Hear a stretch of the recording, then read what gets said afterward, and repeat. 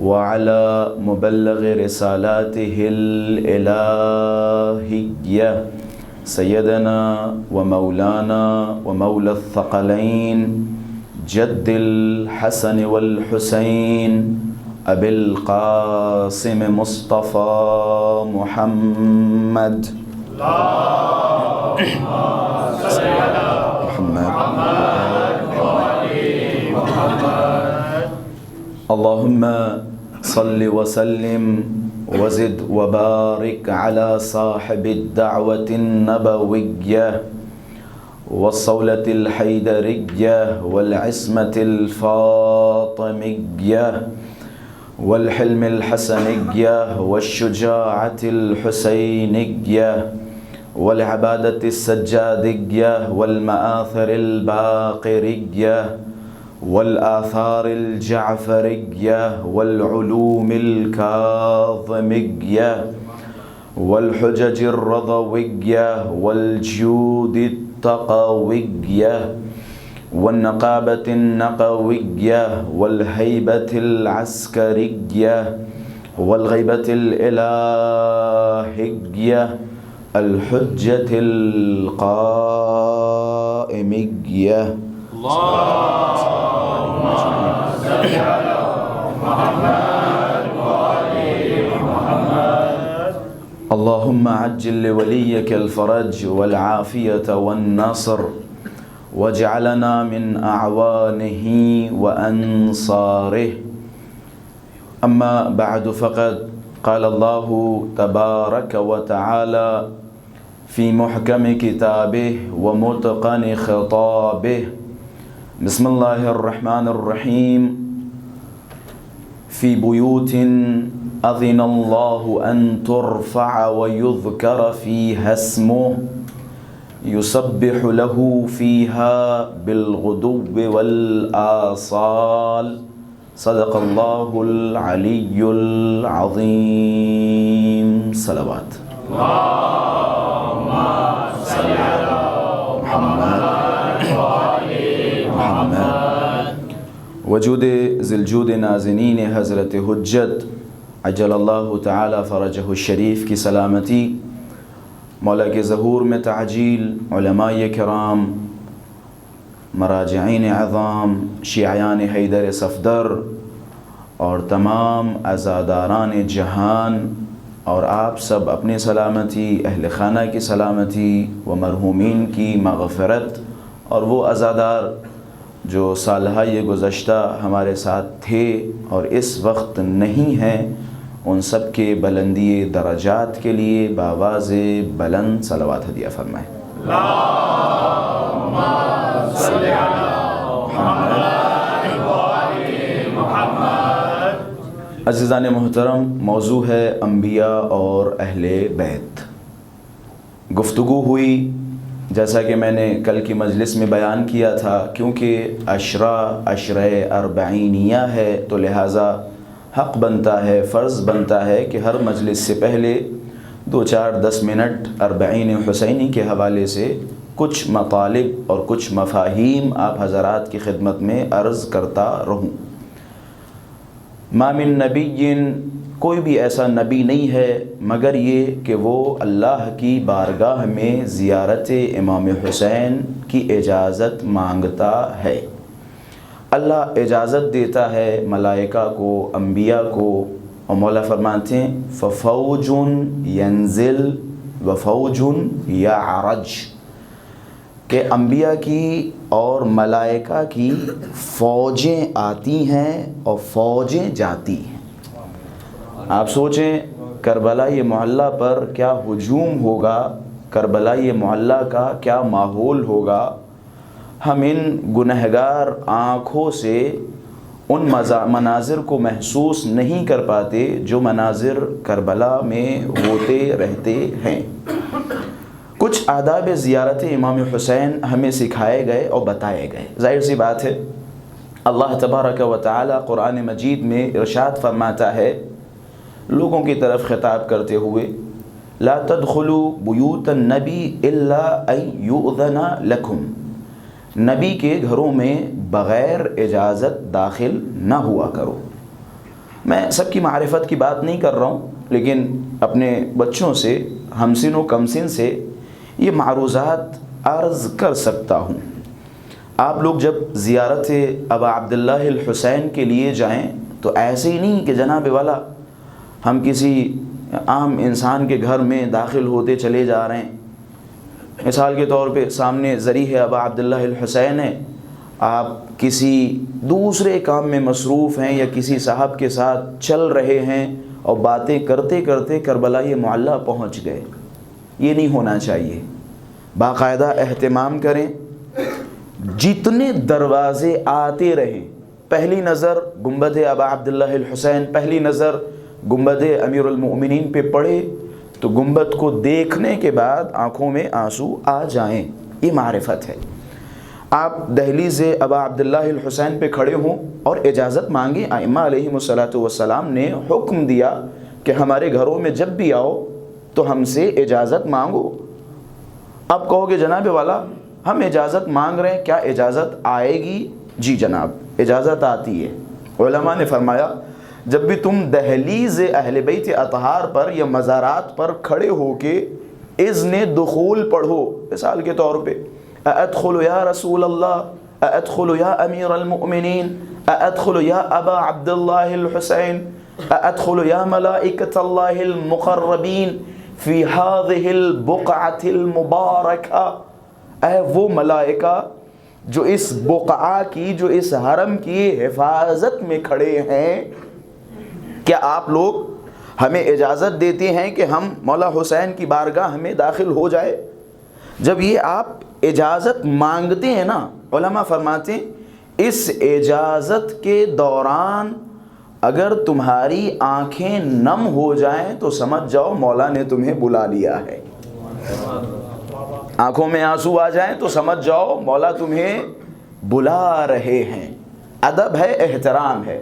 جب بھی کربلا معلیٰ جائیں، بالخصوص حرم ابا عبداللہ الحسین کے اطراف، کوئی بھی کتنا بھی بڑا ہو، کوئی بھی کتنا بھی بڑا، کوئی ملا، کوئی مفتی، کوئی حاجی آغا، کوئی پیر، کوئی مرشد، ابا عبداللہ الحسین کی زری کی طرف سے توجہ ہٹ کے اس کی طرف توجہ نہیں جانی چاہیے۔ یہی وجہ ہے ہمارے بعض علماء و مراجعین کرام ذریح کے پاس ایسے موقع پہ جایا کرتے تھے جس موقع پر خلوت سب سے زیادہ ہو، جس موقع پر لوگوں کا ہجوم بہت کم ہو، ایسے موقع پہ جایا کرتے تھے۔ نہیں چاہتے تھے کہ بے احترامی کا میں سبب بنوں۔ انہیں پتہ ہے ہماری اوقات کیا ہے ان کے آگے، انہیں پتہ ہے ہماری حیثیت کیا ہے اس مقام کے آگے۔ جب بھی آپ کربلا معلیٰ جائیں تو حسین کے سوا آپ کسی کی طرف متوجہ نہ ہوں، ایک۔ دو، تیسرا، جب بھی آپ کربلا معلیٰ جائیں تو لغویات سے پرہیز کریں۔ مثال کے طور پہ بین الحرمین میں کھڑے ہو کے آپ بزنس کی باتیں کر رہے ہیں، یا مولا کی زری کے سامنے کھڑے ہو کے کوئی بزنس مین مل گیا، کوئی مثال کے طور پہ مختلف باتوں والا کوئی مل گیا، آپ بیٹھ کے ہزار طرح کی باتیں، وہاں کے کیا حال چال ہیں، یہاں کے کیا حال چال ہیں۔ منع کیا گیا ہے کہ کربلا معلیٰ میں لغویات نہ بکو، فالتو باتیں نہ کرو، صرف گریہ کرو، زیارتیں کرو، نماز پڑھو، قرآن پڑھو، تلاوت کرو، جو بھی کام کرنا ہے کربلا سے نکل آؤ، پھر اپنے کام انجام دو۔ کیا وجہ ہے، کیا علت ہے؟ کہتے ہیں 4,000 ملک، یہ ہماری اور تمہاری نظریں دیکھ رہی ہیں، گنے جاتے ہیں کہ جناب والا اس سال 2 کروڑ کا ہجوم تھا، 3 کروڑ کا ہجوم تھا، 4 کروڑ کا ہجوم تھا۔ یہ ہجوم جو گنا جا رہا ہے یہ ہماری اور تمہاری آنکھوں کا ہجوم ہے، ہماری تمہاری آنکھوں کا ہجوم ہے، ہماری تمہاری آنکھوں کا۔ وگرنہ میرا مولا نہج البلاغہ میں فرماتا ہے اللہ نے اس کائنات میں تمہاری زمین پر جتنے ذرات ہیں، آسمانوں پر اس سے زیادہ ملائکہ پیدا کیے ہیں۔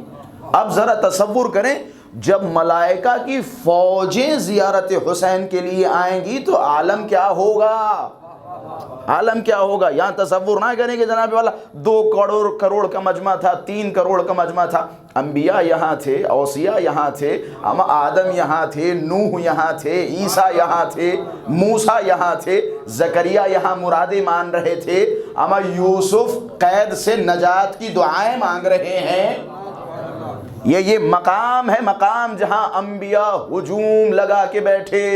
جب بھی کربلا جاؤ فالتو باتیں کربلا میں نہ کرو. حدیث ہے 4,000 ملک عند قبر الحسین شعث وغبر. کہتے 4,000 ملائکہ قبر حسین کے ارد گرد بیٹھے. کس حالت میں بیٹھے؟ کس حالت میں بیٹھے؟ ہمارے یہاں جیسے ہی روز عاشورہ اگر کوئی عالم دین منبر پہ مجلس پڑھتے پڑھتے ایک تماچا گال پہ لگا لیتا ہے، کہتے مولانا صاحب بڑے جذباتی ہیں. ذرا سا اگر مٹی اپنے کپڑوں پہ لگا لیتا ہے نا تو مولانا صاحب بڑے جذباتی آدمی ہیں. مولانا صاحب کو اتنا جذباتی نہیں ہونا چاہیے. جناب اما ہم بھی جذباتی ہو گئے تو تم مولوی کی بات کر رہے ہو. کیسی باتیں کر رہے ہو؟ 4,000 ملک عند قبر الحسین شعث وغبر. کیا ترجمہ کرو گے جناب؟ کہتے کپڑے پھٹے ہوئے ہیں ملائکہ کے کپڑے پھٹے ہوئے ہیں، کپڑوں پہ مٹی لگی ہے، گرد و غبار لگا ہے. کام کیا ہے؟ کام کیا ہے کہ قتل حسین کے بعد سے یہ 4,000 ملائکہ کی ڈیوٹی صرف کہاں؟ کربلا نہیں جناب والا، قبر حسین کے آس پاس 4,000 ملائکہ. ان کی حالت یہ ہے، کپڑے پھٹے ہوئے ہیں، کپڑوں پہ گرد و غبار ہے، مٹی لگی ہوئی ہے. کام کیا ہے؟ یبکون علی الحسین الی یوم القیامہ. قیامت تک بیٹھ کر زہرا کے لال پہ گریا کریں. قیامت تک بیٹھ کر زہرا کے لال پہ گریا کریں. یہ ملائکہ کا کام ہے جناب والا. گریا کرنا یا رونا اللہ کی طرف سے نعمت عظمی ہے جو بڑی آسانی سے ہم تک پہنچ گئی. نعمت عظمی ہے، نعمت عظمی ہے. میں نے ابھی جملہ کہا نا جناب والا، ذرا کوئی تیز تیز رونے لگے، چیخ چیخ کے رونے لگے، سینوں پہ ہاتھ مارنے لگے، گالوں پہ تماچے مارنے لگے، تو یہ جو ویل کلاس بعض آپ کو نظر آتے نا، بڑا اچھا کلاس مینٹین کرنے والے، ان کی نظریں چلی جاتی جناب والا فلاں صاحب بڑے جذباتی ہیں. جذباتی ہونا نہیں چاہیے معذرت کے ساتھ. اگر اس کو جذباتی پن کہا جاتا ہے تو تمہارا امام زمانہ کے بارے میں کیا خیال ہے؟ امام زمانہ کے بارے میں کیا خیال ہے؟ کیا خیال ہے؟ میرا مولا فرماتا ہے لَأَبْكِيَنَّ عَلَيْكَ بَدَلَ الدُّمُوعِ دَمًا. میں آپ کے اوپر آنسوؤں کے بدلے خون روتا ہوں. اندبن علیک الصباح ومساء. کہتے جناب والا بہت ہو گئی آزاداریاں. جب دیکھو مجلسیں قائم کرتے چلے جا رہے. عزائے فاطمیہ کو اتنا طولانی کر دیا، 2 مہینہ 8 دن مجلسیں. قوم کے بچوں کا کیا ہوگا؟ ان کا فیوچر کیا ہوگا؟ جناب والا اگر تم امام کی پیروی کر رہے ہو تو ٹھیک ہے، اگر تم نے کسی اور کو اپنا امام بنا لیا ہے تو تمہارا معاملہ نہیں ہے. جاؤ اگر یہی تمہارے امام ہیں تو آئیے بسم اللہ امام کی پیروی کیجیے. میں آپ کے اوپر روز و شب گریا کرتا ہوں. جناب والا آئیے معرفت کے ایک سمندر کی طرف لے جانے کی کوشش کروں. دعائے ندبہ کس سے ہے؟ علامہ مجلسی رحمۃ اللہ علیہ نے دعائے ندبہ کو چھٹے امام کی طرف منسوب فرمایا. دعائے ندبہ میں بہت سارے ایسے جملات ہیں جو اس بات کی دلیل ہے کہ دعائے ندبہ خود امام زمانہ سے ہے. بہت سارے ایسے جملات ہیں. میرے پاس ایک پورا مقالہ لکھا ہوا ہے جو بندہ حقیر نے ایک زمانے میں لکھا تھا مدرسہ اہل البیت میں بعض اساتذہ کی مدد سے.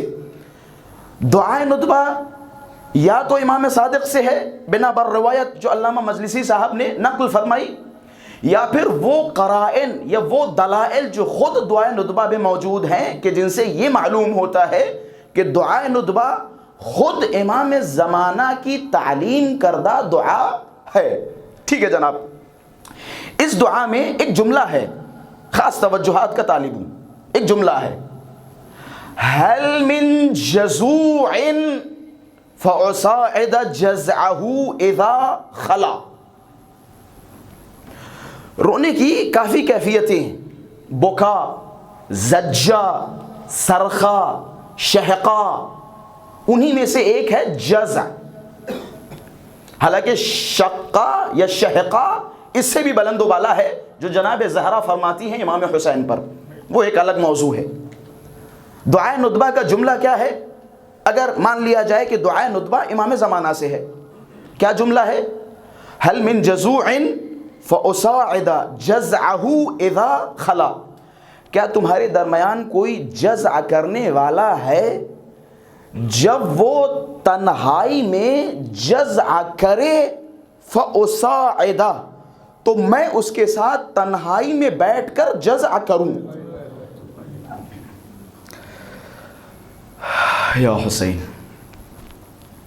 فأساعد جزعه اذا خلا، میں اس کے ساتھ بیٹھ کے جزع کروں گا جب وہ تنہائی میں جزع کرے.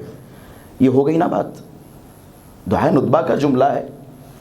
ماشاءاللہ سے روز جمعہ ہر مومن کی زبان سے یہ جملہ ادا ہوتا ہے. کبھی جزع کا معنی تلاش کیا؟ جزع کا معنی کیا ہے؟ کہہ کون رہا ہے؟ پھر سے سنیے جناب، کہہ کون رہا ہے؟ امام زمانہ کیا فرما رہے ہیں؟ کیا تمہارے درمیان اے مومنین، تمہارے درمیان کیا کوئی جزع کرنے والا ہے، اس طرح سے رونے والا ہے جب وہ اکیلے میں بیٹھے تو میں اس کے ساتھ جزع کروں؟ جزع کا معنی کیا ہے؟ آئیے اصول کافی کی طرف. مولا سے پوچھا گیا، مولا مل جزع، جزع کسے کہا جاتا ہے؟ مولا کے جملے،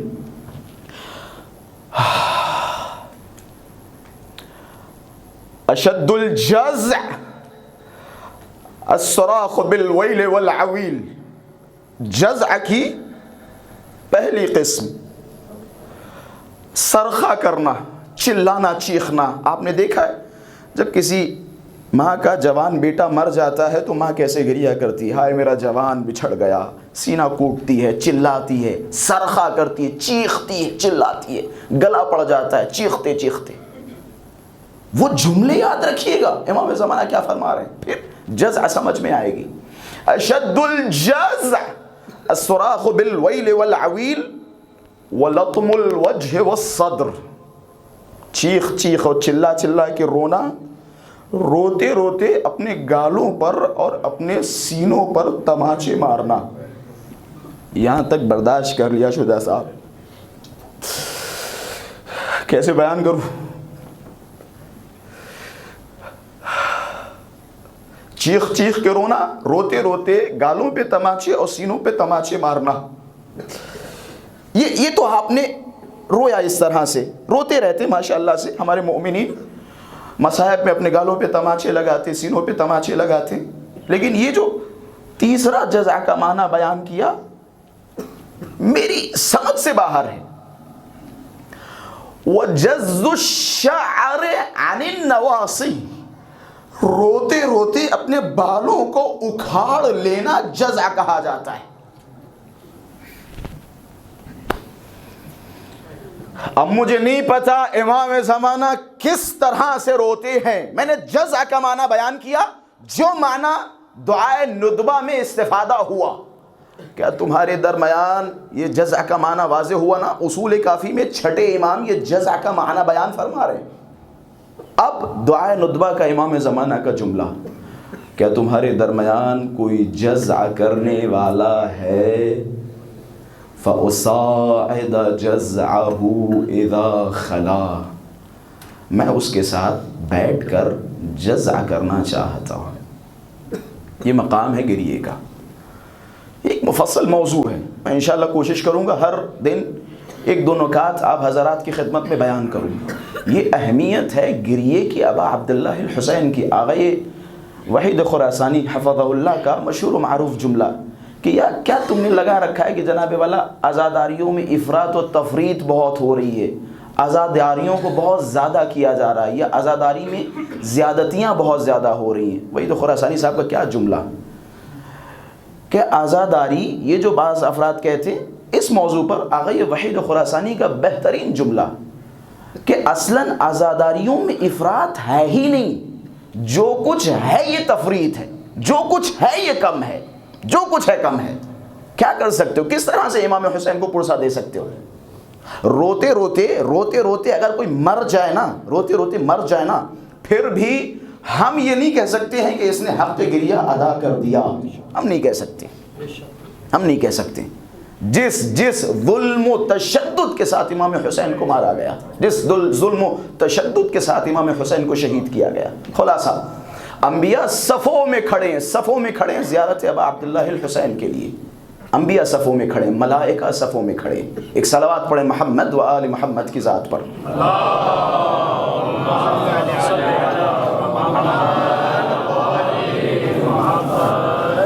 کل بندے نے گفتگو کی تھی علی اور یوشع بن نون۔ رسول گرامی نے آخری لمحہ کیا فرمایا؟ وہ جو کل کی مجلس میں اس موضوع تک نہیں آ پائے تھے ان کے لیے 2-4 منٹ جلدی سے بیان کر دوں۔ رسول گرامی نے اپنے آخری لمحات حضرت امیر علیہ السلام کی طرف اشارہ کرتے ہوئے فرمایا ان علی منی بمنزلت یوشع من موسیٰ۔ مشہور و معروف حدیث کیا سنتے رہتے؟ انت منی بمنزلت ہارون من موسیٰ الا انہ لا نبی بعدی۔ آپ میرے نزدیک وہی نسبت رکھتے ہیں جو ہارون کو موسیٰ سے تھی، مگر یہ کہ ہارون کے بعد نبی تھا، موسیٰ کے بعد نبی تھا، لیکن میرے بعد نبوت کا سلسلہ نہیں ہے۔ اسی طرح رسول گرامی نے آخری لمحات میں کیا فرمایا؟ علی ابن ابی طالب کہ میرے نزدیک وہی نسبت ہے جو یوشع کو موسیٰ سے تھی۔ جناب یوشع اور جناب امیر المؤمنین علیہ السلام میں بہت ساری چیزیں ملتی جلتی ہیں کہ جس کی وجہ سے رسول گرامی نے یہ فرمایا۔ پہلی صفت جو رسول گرامی جو امیر المؤمنین سے ملتی ہے وہ یہ کہ جس طرح سے یوشع بن نون کی ولادت موسیٰ سے 30 سال بعد ہوئی، اسی طرح امیر المؤمنین کی ولادت رسول گرامی کے بعد 30 سال کے بعد ہوئی۔ ایک دوسری بات یہ کہ جس طرح سے جناب یوشع بن نون کی ولایت کا اعلان یا وصایت کا اعلان 18 ذی الحجہ کو ہوا، اسی طرح جناب حضرت امیر کی ولایت کا اعلان من کنت مولاہ فہذا علی مولا کے ذریعے 18 ذی الحجہ کو ہوا۔ یہ 2 صفات۔ تیسرا، جس طرح سے حضرت یوشع بن نون کو اعلان ولایت کے بعد منصب نہیں ملا، اسی طرح امیر المؤمنین کو بھی منصب سے دور رکھا گیا۔ پھر اس کے بعد کہتے ہیں امام جعفر صادق علیہ السلام اللہم صلی علی محمد و آل محمد۔ حضرت موسیٰ کی وفات ہو گئی۔ حضرت موسیٰ کی وفات کے بعد یوشع بن نون کو وہ ممبر نہیں ملا کہ جس ممبر کے لیے انہیں منتخب کیا گیا تھا۔ حتی مضت علیہ 3 من الطواغیت، 3 ظالم و جابر اور طاغی بادشاہ گزرے، 3 حکومتیں گزری۔ ان تینوں حکومتوں میں یوشع بن نون کو اپنے مولا کا ممبر نہیں ملا، یہاں تک کہ چوتھا جب ظاہری دور خلافت آیا یوشع بن نون کا تو موسیٰ علیہ السلام کی قوم سے 2 منافق کھڑے ہوئے۔ ان دونوں منافقوں نے موسیٰ کی بیوی کو لیا اور بیوی کو لینے کے بعد یوشع بن نون کے خلاف کھڑے ہو کے قیام کیا اور جنگ ہوئی اور بہت سارے لوگ مارے گئے۔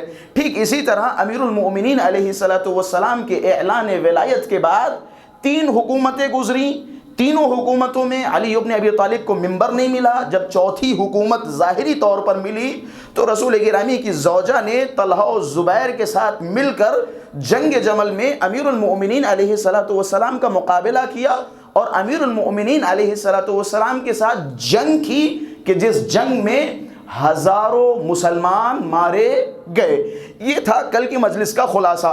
اب آئیے جناب والا، جس طرح سے قرآن مجید میں حضرت یوشع بن نون کو جوان کہا گیا، اسی طرح امیر المؤمنین کو بھی جوان کہا گیا۔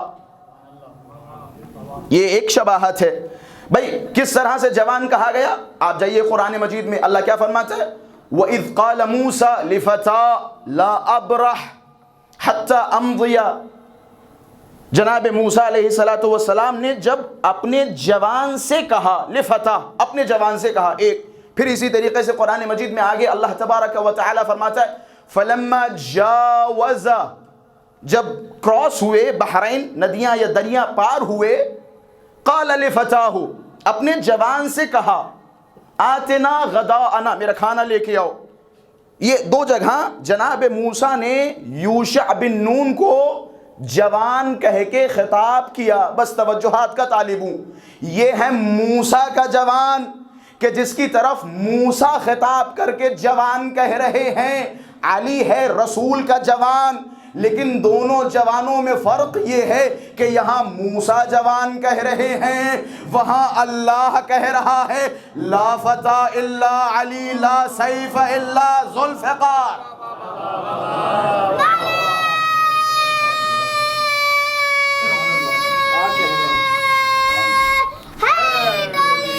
یا علی یا علی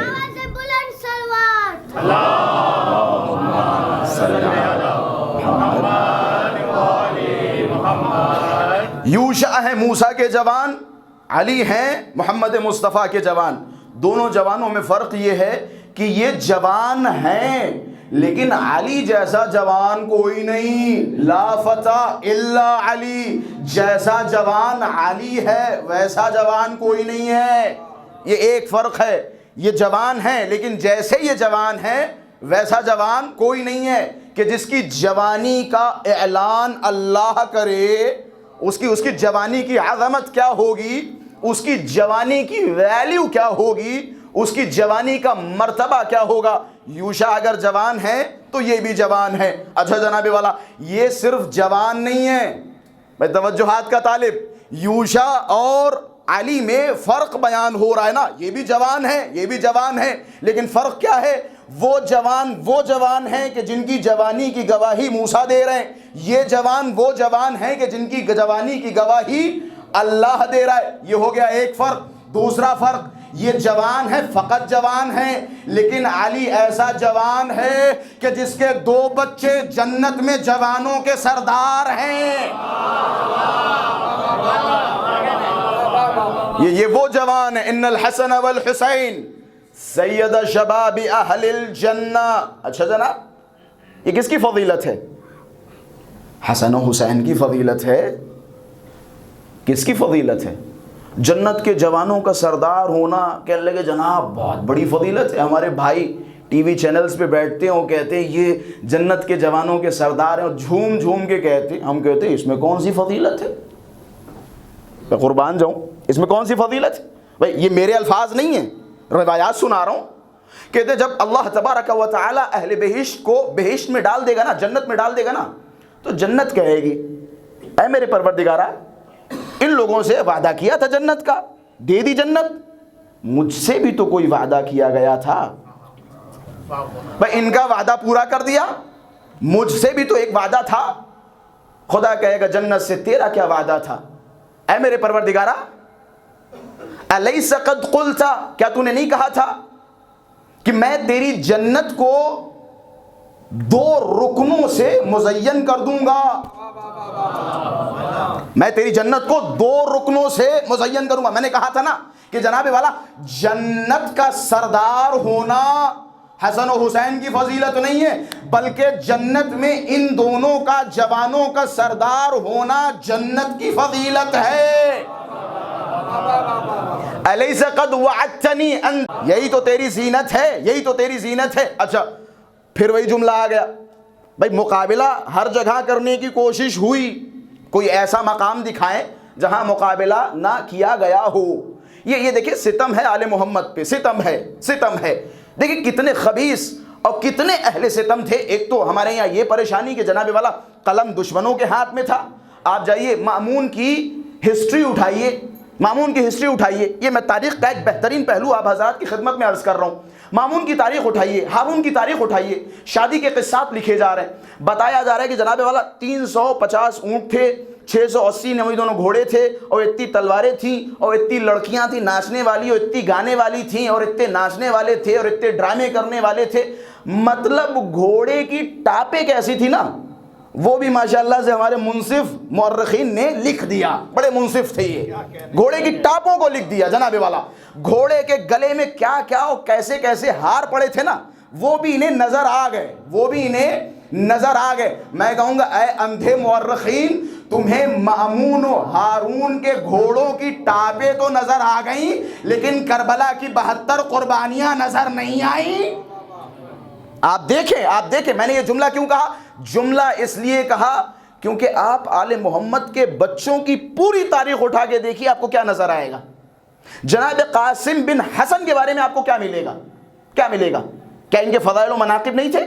جناب علی اکبر کے بارے میں کیا ملے گا؟ کیا ان کے فضائل و مناقب نہیں تھے؟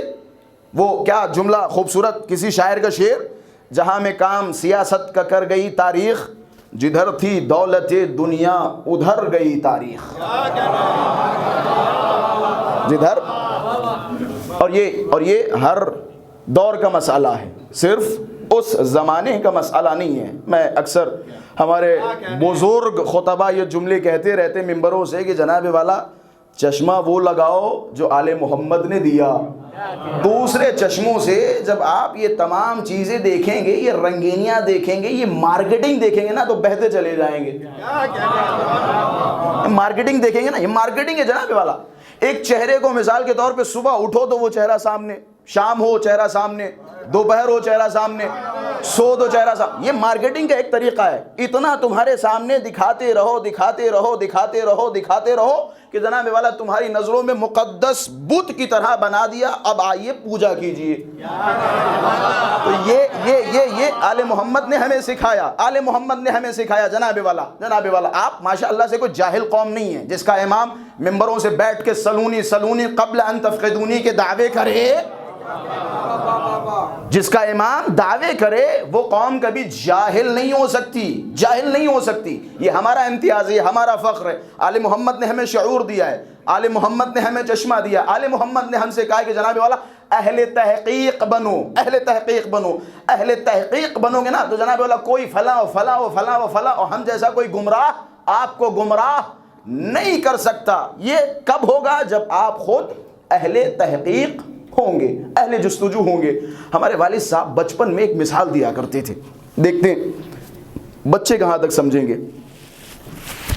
اندھ بھکتی کی مثال ہے، اندھ بھکتی اور انسان، دیکھیں یہ بھی نا برین واش، یہ ایک طرح کا پروسیس ہوتا ہے، کسی کے ساتھ 4 سال، کسی کے ساتھ 5 سال، کسی کے ساتھ 8 سال، کسی کے ساتھ 10 سال اور کسی کے ساتھ 15 سال۔ یہ پورا پروسیس ہوتا ہے کہ کس طرح سے انسان کا برین واش کیا جائے۔ اچھا جناب، والد صاحب نے بڑی خوبصورت مثال دی۔ جس دن آپ نے تصور کر لیا نا کہ جناب والا ہماری عقل اب تحقیق کے دائرے میں جا نہیں پائے گی، ہم تحقیق کر نہیں پائیں گے، وہ کیوں؟ اس کی وجہ ہے ایک ہاتھی کا بچہ 6 مہینے کا ہے، اس کے پیر میں کتے والی زنجیر باندھ دیجئے۔ کتے والی زنجیر کتنی مضبوط ہوتی ہے؟ کتنی مضبوط ہوتی؟ آپ بھی اگر چاہیں تو ممکن ہے بعض لوگ توڑ دیں اسے، کمزور ہوتی، لیکن ہاتھی کے پیر میں کیونکہ جب وہ بچہ تھا تو کتے والی زنجیر باندھ دی گئی۔ اس نے کئی مرتبہ ٹرائی کیا توڑنے کے لیے، ٹرائی کرتا رہا، نہیں ٹوٹی۔ جب نہیں ٹوٹی نا تو اس بیچارے ہاتھی نے یہ سمجھ لیا کہ اب یہ زنجیر مجھ سے نہیں ٹوٹ پائے گی۔ سمجھدار تشریف فرمائے، اب یہ زنجیر مجھ سے ٹوٹ نہیں پائے گی۔ ابھی ٹرائی کر رہا ہے، توڑنے کی کوشش کر رہا ہے، لیکن ٹوٹی نہیں زنجیر۔ اس کی ذہنیت اور اس کا مائنڈ اس اسٹیج پہ جا کے پہنچ چکا ہے کہ جناب والا کوشش کیے فائدہ نہیں ہے۔ اب یہ بڑا ہو گیا، اتنا بڑا ہو گیا اور اتنا طاقتور ہو گیا کہ یہ 2-4 ٹرینیں کھینچ سکتا ہے، انجن کھینچ سکتا ہے، لیکن کبھی وہ اسے کھینچنے کی کوشش نہیں کرے گا کیونکہ اس کا ذہن ایک جگہ پر محدود ہو چکا ہے،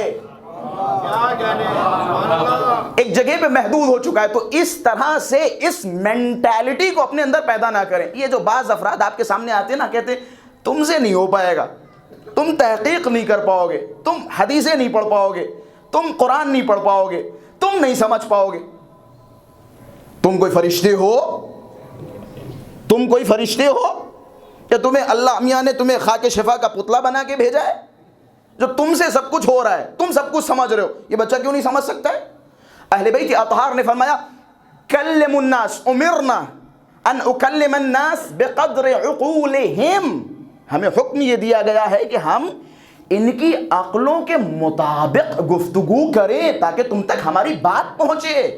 اہل بیت نے فرشتوں کو نہیں سمجھایا جناب والا، اہل بیت نے ہمارے اور تمہارے لیے کلام کیا۔ وہ الگ بات ہے کہ اس کلام کی بھی سنگینی ہے، بزرگی ہے، لیکن یہ جو آپ سے کہا جاتا ہے نا جناب والا آپ کتابوں سے دور ہو جائیں، کتابوں سے دور ہونے والا شیعہ آخر الزمان میں اپنا ایمان بچا نہیں پائے گا۔ لکھیے، لکھ لیجئے، میرے جملے نہیں ہیں، خطیبانہ انداز کے بھی یہ جملے نہیں ہیں، مولا کی فرمائشات ہے کہ تم میں سے جو بھی بالخصوص جوان اہل تحقیق نہیں ہوگا وہ اپنا ایمان بچا نہیں پائے گا۔ آپ تحقیق کیجئے، جستجو کیجئے، جستجو کریں گے، تحقیق کریں گے تو خود ایک نتیجے پہ پہنچیں گے۔ یہ نہیں کہ جناب والا خان صاحب بڑے اچھے لگتے ہیں، آدمی تو بڑھیا ہے، عربی بڑی اچھی بولتا ہے، حدیثیں بھی بڑی یاد کر رکھی ہیں۔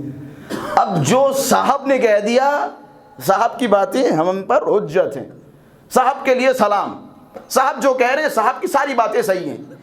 یہ مینٹالٹی علماء کی نہیں ہوتی ہے، باشعور لوگوں کی نہیں ہوتی ہے، یہ مینٹالٹی جاہلوں کی ہوتی ہے۔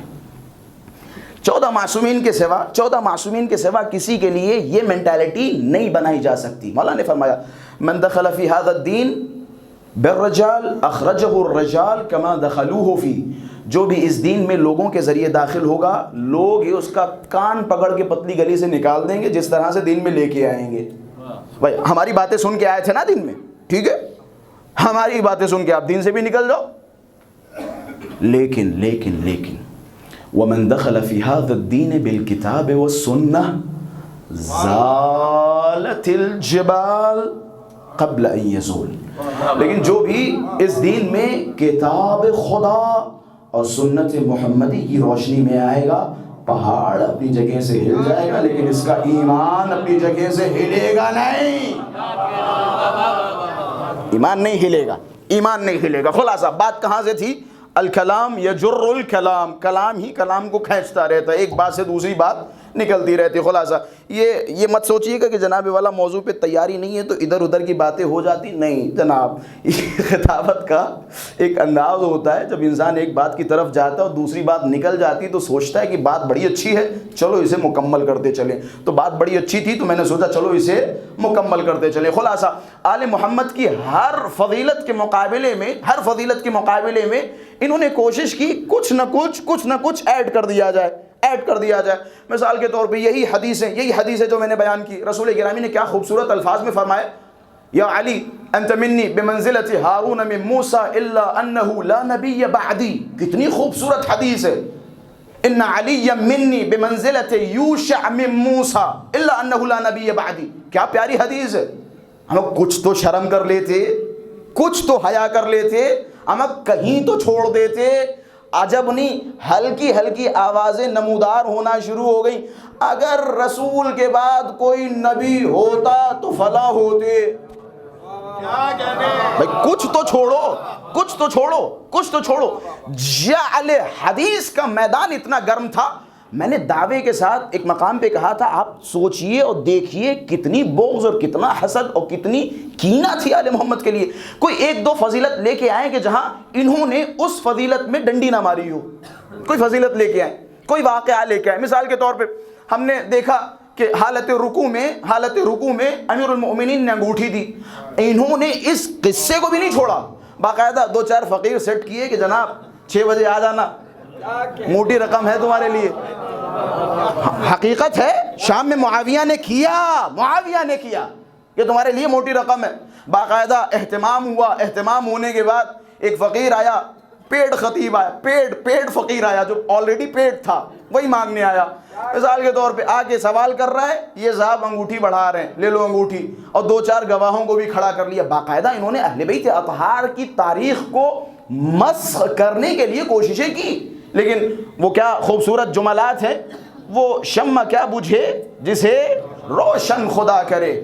یہ اللہ تبارک و تعالیٰ کا ارادہ ہے کہ تم جاؤ، جو کچھ جعل کرنا ہو کرو، لیکن بات آ گئی تو عرض کرتا چلوں، جو کچھ جعل کرنا ہو کرو، لیکن پھر بھی کچھ ایسی چیزیں ہوں گی کہ جن میں تم ڈنڈی مار نہیں پاؤ گے، تم ہر جگہ چوری کر سکتے ہو. اگر علی نے سورج پلٹایا تو تم نے بھی کسی نہ کسی کو پلٹا دیا. اگر علی نے انگوٹھی دی تو تم نے بھی دلوا دی. ہر معاملے میں تم نے چوریاں کی, لیکن دم ہو تو ان جیسا شجرہ بھی لا کے دکھا دو.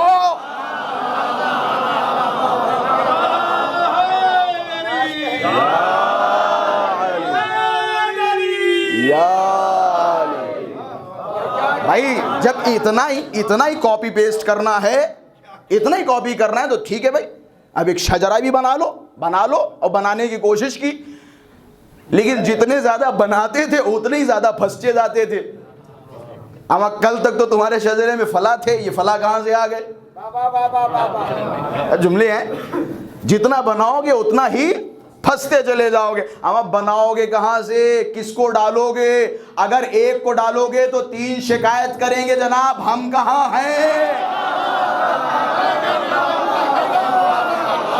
بھائی کس کو پوری ٹیم پہ بھائی کسے ایڈ کرو گے, کسے نکالو گے؟ دعوے دار تو 4 تھے نا, یا اس سے بھی زیادہ تھے.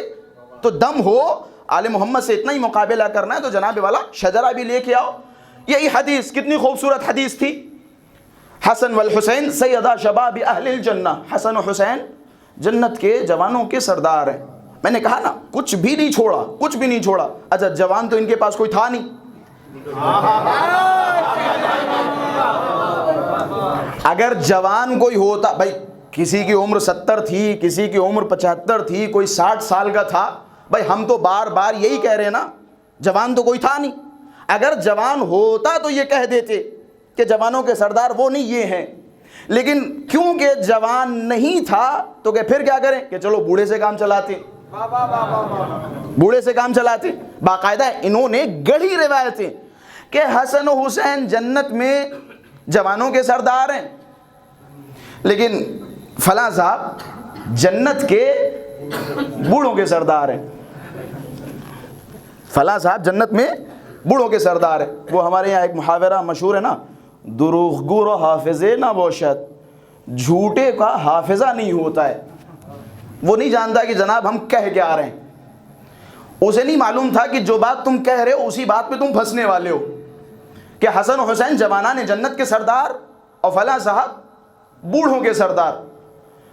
کسی خاتون نے جا کے پوچھا کہ جناب تم نے جنت میں بوڑھوں کا سردار فلاں کو بنا دیا, جبکہ رسول گرامی اور قرآن مجید میں بارہا اشارہ ہوا کہ جنت میں کوئی بوڑھا جائے گا ہی نہیں. جنت میں کوئی بوڑھا جائے گا ہی نہیں. جنت میں جو بھی بوڑھا جائے گا جوان ہو کے جائے گا.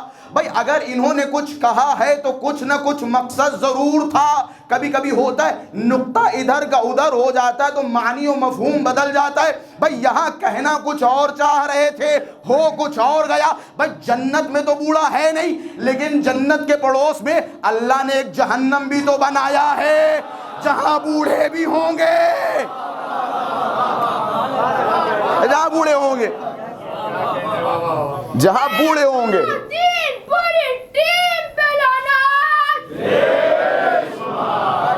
خلاصہ کوئی ایسا نہیں مطلب ملتا کہ جہاں فضیلت پر اپنی طرف سے کوئی نہ کوئی فضائل ایڈ نہ کیے گئے ہوں.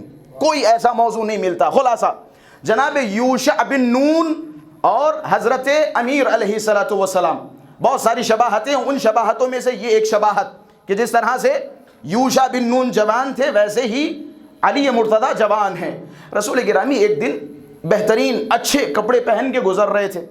ایک صحابی رسول گرامی کے پاس آیا, یا ظاہراً جناب سلمان محمدی, کہنے لگے یا رسول اللہ آپ تو اتنے خوبصورت لگ رہے ہیں کہ انک فتح, جیسے آپ جوان ہو. رسول گرامی نے مسکراتے ہوئے فرمایا کہ کیوں نہیں, انا الفتح ابن الفتح اخو الفتح, میں بھی جوان ہوں, جوان کا بیٹا ہوں, جوان کا بھائی ہوں.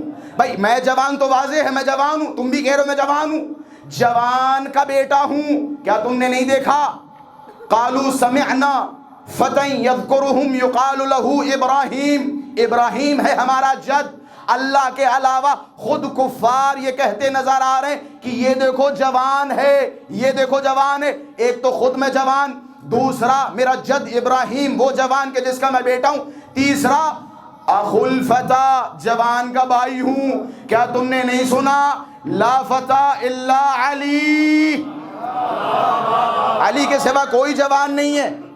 میں جوان ہوں، جوان کا بیٹا ہوں، میرا بھائی جوان ہے، میں جوان کا بھائی ہوں. اچھا جناب، یہ جوان کا کانسیپٹ بھی تھوڑا سا واضح کر دوں. جوان صرف و صرف جوانوں اچھے ڈولے شولے والے کو نہیں کہا جاتا ہے. مثال کے طور پہ خوب اچھی سی باڈی بنا لی، خوب اچھا سا بدن بنا لیا اور سوچ رہے ہیں کہ جناب یہ جو جوان جوان کہا جا رہا ہے ہمیں مراد ہے. چاروں طرف نظریں گھمائیں. جوان اگر اسی کو کہا جائے تو پھر قرآن مجید میں اصحاب کہف کو جوان نہیں کہا جاتا. اذ اول فتیہ الی الکہف، اللہ نے کسے جوان کہا؟ اصحاب کہف کو. امام نے فرمایا کہ اصحاب کہف میں عمریں کتنی تھیں؟ میں عمر کی بات نہیں کر رہا ہوں، عمریں کتنی تھیں. یہ اردو ادب کے ساتھ خیانت ہے، اردو ادب کے ساتھ خیانت ہے. مجھے بڑا تعجب ہوتا ہے جب ایک اردو ادب رکھنے والا انسان کہتا رہتا ہے عمر کیا ہے، عمر کیا ہے، عمر کیا ہے. بھائی میں کہہ رہا ہوں عمر کا عمر سے تعلق ہی نہیں ہے. عمر ایک اور شے ہے، عمر ایک اور شے. بھائی الفاظ کو صحیح طریقے سے ادا کیا جائے. جب بھی آپ کسی ادب کو فالو کرتے تو اسے صحیح طریقے سے فالو کریں. خلاصہ جناب اصحاب کہف ان کی عمریں کیا تھی، ایج کیا تھی؟ بنا بر روایت کوئی بھی 60 65 70 سال کے نیچے نہیں تھا، کوئی بھی 60 65 70 سال کے نیچے نہیں تھا. اچھا جناب 60 سال کے لوگوں کو دیکھیے اپنے اطراف، 70 سال کے لوگوں کو دیکھیے اور دیکھنے کے بعد کہیے کہ جناب انہیں جوان کہا جا سکتا ہے؟ بتائیے جوان کہا جا سکتا ہے؟ لیکن قرآن نے کہا، کوئی تو راز ہوگا. اب ظاہر سی بات ہے راز و اسرار اسی دروازے سے ملتی ہے کہ جس دروازے نے سلونی کا دعویٰ کیا ہو، جس دروازے نے سلونی کا دعویٰ کیا ہو. چھٹے امام کے پاس جب گئے نا تو چھٹے امام نے فرمایا کہ اصحاب کہف اس لیے انہیں جوان کہا گیا تھا لأنہم آمنوا بربہ، کیونکہ انہوں نے اپنے رب پر ایمان لایا. پھر ایک طولانی روایت کے بعد فرمایا کہ اصحاب کہف کو جوان اس لیے کہا گیا کیونکہ ان کے اندر ایمان کی طاقت بہت زیادہ تھی. ان کا ایمان جوان تھا، ایمان کے ساتھ ساتھ اللہ و رسول پر یقین رکھتے تھے، اللہ و رسول پر یقین کے ساتھ ہمارے جد علی کی ولایت کا اقرار کرنے والے تھے. لہذا اللہ نے بے شمار اللہ نے انہیں جوان کہہ کے خطاب کیا، جوان کہہ کے خطاب کیا. خلاصہ جس طرح سے یوشع بن نون جوان، اسی طرح امیر المؤمنین جوان ہے. اب آئیے جناب ایک اور صفت اور پھر اس کے بعد انشاءاللہ ربط مسائل، کہ جس طرح سے حضرت موسیٰ نے اعلان کیا کہ جناب ہمارے بعد ہمارا وصی یوشع بن نون ہے، اسی طرح رسول گرامی نے اعلان کیا کہ میرے بعد میرا وصی علی مرتضیٰ ہے. ٹھیک ہے، جو علت اور سبب یوشع میں تھا وہی علت اور سبب ولایت علی میں بھی تھا. جناب سلمان محمدی رسول گرامی کی خدمت میں پہنچے، بس یہ آخری روایت ہے اور نتیجہ انشاءاللہ. پہنچے اور پہنچنے کے بعد فرمایا یا رسول اللہ موسیٰ کا وصی کون تھا؟ فرمایا موسیٰ کا وصی یوشع تھا. کہ یوشع کو موسیٰ نے کیوں وصی بنایا؟ یہ اہم سوال ہے، کیوں وصی بنایا؟ رسول گرامی نے فرمایا کہ موسیٰ نے یوشع کو اس لیے وصی بنایا کیونکہ امت موسیٰ میں یوشع سے افضل کوئی تھا ہی نہیں. فضائل سننے والے لوگ ہیں. یوشع کو اس لیے بنایا کیونکہ امت موسیٰ میں یوشع سے افضل کوئی نہیں تھا، یوشع سے زیادہ پڑھا لکھا کوئی نہیں تھا. تقریباً 10 سے 12 روایتیں میں ابھی مجلس سے پہلے دیکھ رہا تھا الگ الگ الفاظ کے ساتھ. کہیں یہ تھا کہ سب سے افضل تھے اس لیے بنایا، سب سے زیادہ پڑھے لکھے تھے اس لیے بنایا، سب سے زیادہ قابل تھے اس لیے بنایا، سب سے زیادہ اعلم تھے اس لیے بنایا، سب سے بہترین قضاوتیں کرتے تھے اس لیے بنایا کہ جتنی صفات اور جتنی علتیں یوشع کے نسب ولایت میں تھیں وہ ساری کی ساری صفات علی مرتضیٰ میں پائی جاتی تھیں، لہٰذا ہم نے علی مرتضیٰ کو اپنے بعد وصی بنایا۔ اب آئیے جناب بس آخری نتائج کی طرف۔ اس سے یہ ثابت ہوا کہ جناب صرف یوشع کو ایسے ہی وصی نہیں بنا دیا گیا، ایسے ہی وصی نہیں بنا دیا، کیونکہ مثال کے طور پہ موسیٰ کا ساتھ دیتے تھے، موسیٰ کے ساتھ رہتے تھے، جناب موسیٰ نے کہا ٹھیک ہے تم ہمارے اپنے بندے ہو، اچھے آدمی ہو، ٹھیک ہے ہمیں سپورٹ کرتے ہو، ہماری ہر جگہ مدد کرتے ہو، چلو ہم تمہیں اپنا وصی بنائے دیتے ہیں۔ یہ دنیاوی باتیں جناب، یہ دنیاوی باتیں ہیں۔ ہم کرسی پہ بیٹھے ہیں، ہمارا بیٹا گھبراؤ نہیں، ہم نے بنا لیا ہے، ہم جم چکے ہیں اور ہمارا مثال کے طور پہ کرسی اچھی ہے، ٹھیک ہے، سلامت ہے، تم ٹینشن نہ لو، ہمارے مرنے کے بعد کرسی تمہاری۔ یہ دنیاوی کرسیاں جناب والا، وہ الہی نظام ہے، الہی منصب ہے۔ تھوڑی دیر توجہات رکھیے پھر انشاءاللہ ربط مصائب، وہ الہی نظام ہے۔ الہی نظام میں اہل ہونا ضروری ہوتا ہے، الہی نظام میں اہل ہونا ضروری ہوتا ہے۔ موسیٰ کا وصی یوشع، اگر اہلیت ہے تو موسیٰ کا وصی، رسول گرامی کا وصی علی مرتضیٰ، ظاہر سی بات ہے اہل تھے، سارے معیار ان میں پائے جاتے تھے، لہٰذا رسول گرامی نے انہیں اپنا وصی بنایا۔ اب میں امت مصطفی سے، امت محمدی سے سوال کروں گا، ہم نے تو بتا دیا یا علی، ہم نے تو بتا دیا کہ علی کو ہم نے پہلا خلیفہ کیوں مانا، اب تم بھی بتا دو جناب، کوئی تو معیار ہوگا، کوئی تو معیار ہوگا۔ بھائی ہم نے تو کوئی معیار دیکھا نہیں، ہاں ایک خط ضرور پڑھا ہے جب کسی نے پوچھا کہ بیٹا تجھے خلیفہ کیسے بنا دیا گیا، کہ مدینے میں سب سے بڑے ہم ہی تھے۔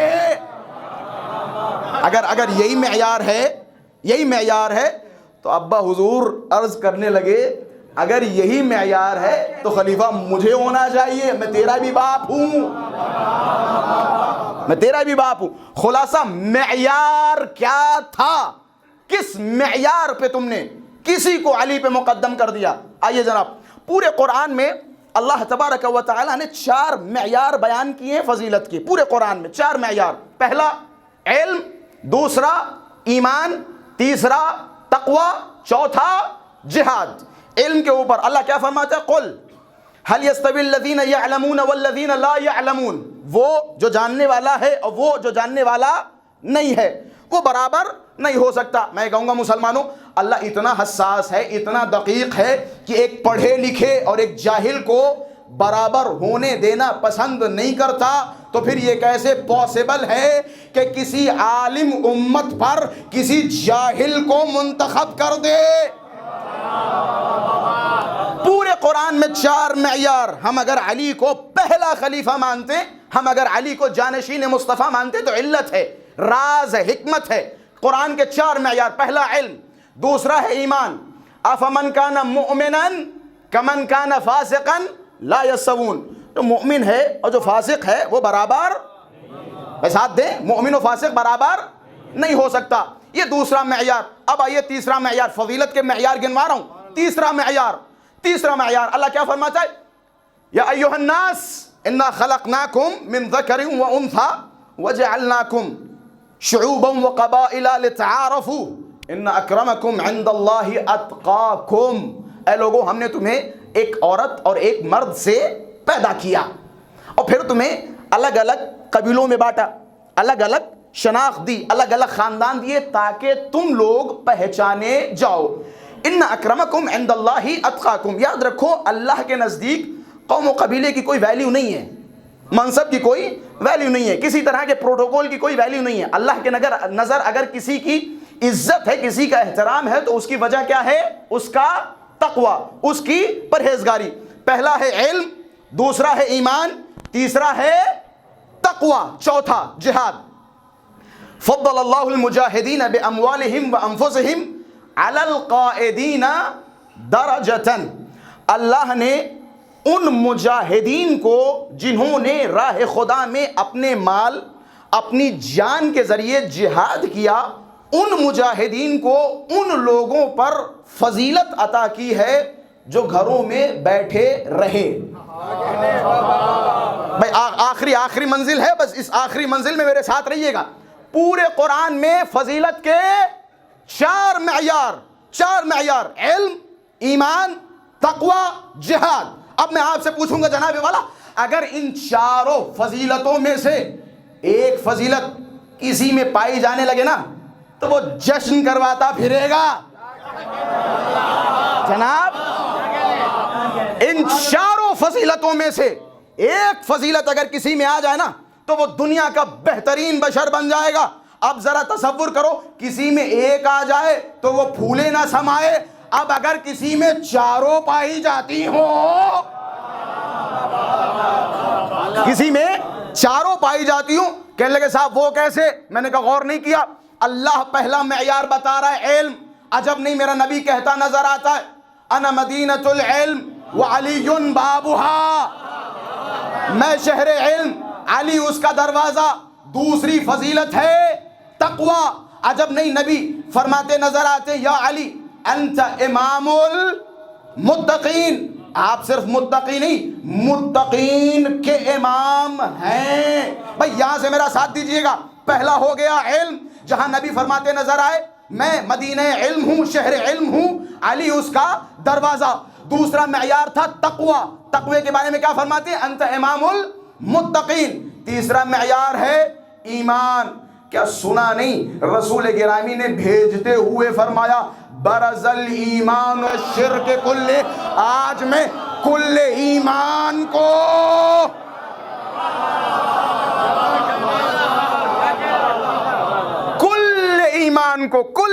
کو کل شرک کے مقابلے میں بھیج رہا ہوں۔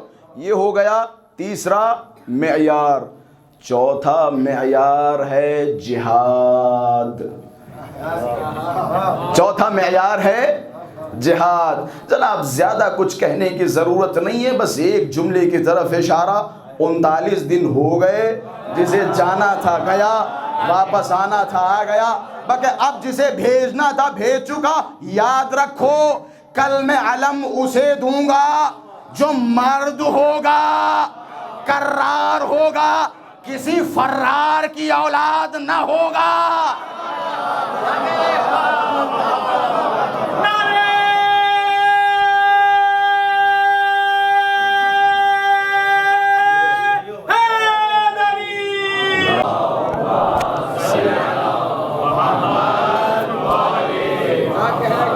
یہ پورے قرآن کے 4 معیار ہیں۔ آپ نے کہا نا کہ جناب والا یوشع بن نون کو اگر وصی بنایا گیا تو معیار تھا، یوشع میں وہ صفات پائی جا رہی تھیں، لہٰذا موسیٰ نے وصی بنایا۔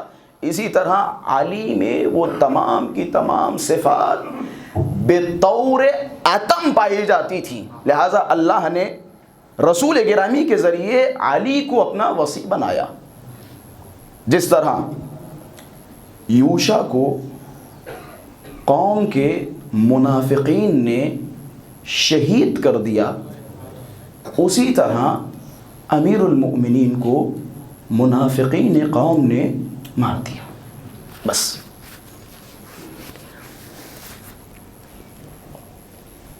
شروع نجف اشرف پہنچا، امیر المؤمنین کے حرم میں چھوٹا سا زیارت نامہ جیسے ہم پڑھتے رہتے، زیارت کا ایک جملہ ہے، سلام ہو اول مظلوم پر۔ میں نے کہا یہ اول مظلوم سے مراد کیا ہے؟ اولیت سے مراد کیا ہے؟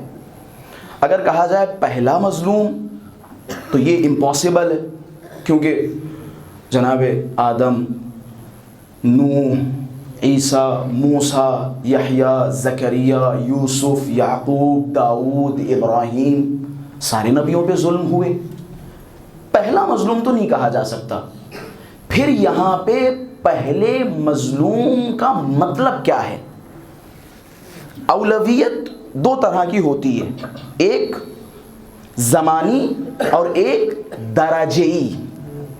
ایک ٹائم کے حساب سے اولویت، مثال کے طور پہ اس عزا خانے میں پہلے فلاں صاحب آئے، یہ اولویت ہے زمانی. ایک ہے حجم اور درجے کے حساب سے. مثال کے طور پہ 10 بچوں میں ایگزام ہوا، ان 10 بچوں میں سب سے زیادہ جس کے نمبر آئے اسے کہا جاتا ہے کہ یہ بچہ پہلا آیا.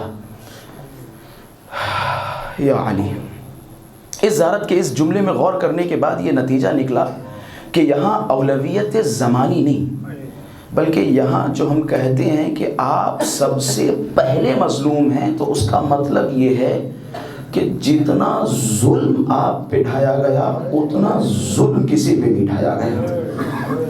یہی وجہ ہے نا رسول گرامی نے فرمایا جہاں تک ہو سکے علی کے فضائل و مناقب بیان کرو، جہاں تک ہو سکے، کیونکہ سب سے زیادہ ظلم و ستم اسی مولا پہ ڈھائے گئے. ظلم صرف مار دینے کو نہیں کہا جاتا ہے، مار دینے کو صرف ظلم نہیں کہا جاتا ہے. جو انسان کے اوپر مینٹلی پریشر آتا ہے وہ بڑا سخت ہوتا ہے. نہ جانے امیر المؤمنین نے 25 سال کس حال میں گزارے ہوں گے. اگر مولا اپنا حال اپنی زبان سے بیان نہ کرتے نا تو ہمیں معلوم نہ ہوتا. مولا نے عجب نہیں فرمایا خطبہ شقشقیہ کے جملات میں، صبرت وفی العین قضا وفی الحلق شجا. اے میرے شیعو تم نہیں جانتے میں نے کس طرح سے صبر کیا. میں نے اس طرح سے صبر کیا کہ جیسے میری آنکھ میں کانٹا ہو، میری حلق میں ہڈی پھنسی ہو. میں ہاتھوں کو جوڑوں گا اے مولا اتنا صبر آپ نے کیا کہ نہیں ابھی میرا صبر تمام نہیں ہوتا. اور ان آنکھوں نے زہرا کو مار کھاتے دیکھا، ان آنکھوں نے دیکھا. بس میں 1 منٹ کے مصائب زحمت تمام. ان آنکھوں نے دیکھا، ان آنکھوں نے دیکھا کس طرح سے زہرا کو مارا گیا. ان آنکھوں نے دیکھا کس طرح سے زہرا کو پریشان کیا گیا. روایتوں میں ملتا ہے امیر المؤمنین جب گھر پہ آیا کرتے تھے، جب گھر سے جایا کرتے تھے نا، تو زہرا بہت ساری چیزیں علی ابن ابی طالب سے چھپایا کرتی تھی. ایسا نہ ہو کہ علی کو معلوم ہو جائے، علی پریشان ہو جائے، علی بے چین ہو جائے. روایتوں کے جملے ہیں کہ جب جناب زہرا کے پہلو پر تیر دروازہ گرا تھا نا، میں بڑی آہستہ سے مصائب کے 2-3 جملے عرض کروں گا.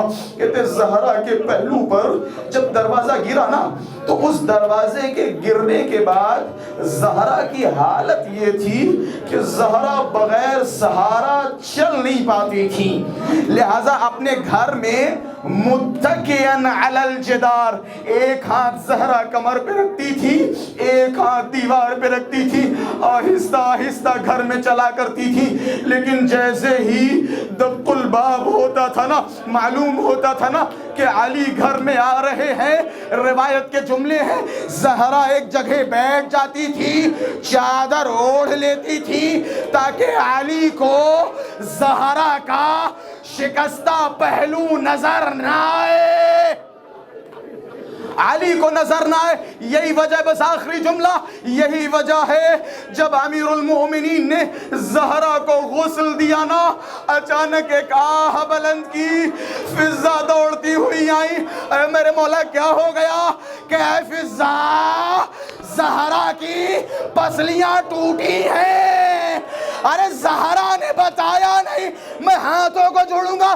اے میرے مولا ایک چیز اور ہے جو زہرا نے نہیں بتائی. ارے جب سند لے کے واپس آئی، لئی آگے بڑھا، ہاتھ اٹھایا، دختر رسول، واہ رسول اللہ، واہ حسینہ.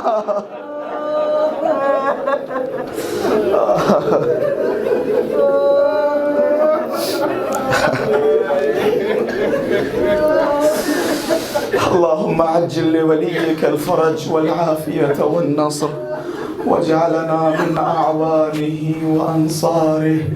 اللهم عجل لوليك الفرج.